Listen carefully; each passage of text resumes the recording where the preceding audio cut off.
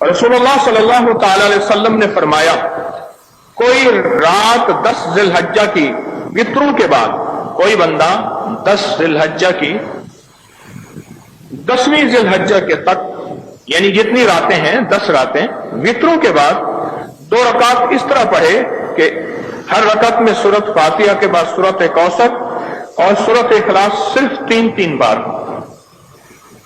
ये 10 रातें हैं, इन 10 रातों में कोई शख्स वित्रों के बाद, अच्छा वित्रों के बाद हम 2 नफल तो वैसे ही पढ़ते हैं, ये अमल उन 2 नफलों में कर दिया जाए।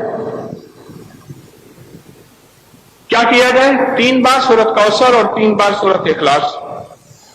इसका फायदा क्या होगा? अल्लाह उसको मकाम इल्लियीन में दाखिल फरमाएंगे। हर बाल के जिस्म के हर बाल के बदले में 1000 नेकियां और 1000 दिनार सदके का सवाब अता होगा।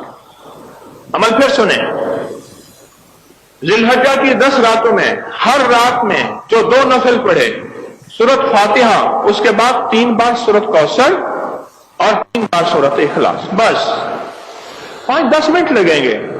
मिलेगा क्या? मिलेगा ये कि अल्लाह उससे मकाम आला इल्लियीन, ये वो मकाम है जो 4 बंदों को मिलेगा, सिद्दीकीन, शुहदा, उलाइका अनअम अल्लाहु मिनन नबिय्यीन, सबसे पहले नबिय्यीन, सिद्दीकीन, शुहदा और सालिहीन, ये इल्लियीन में होंगे।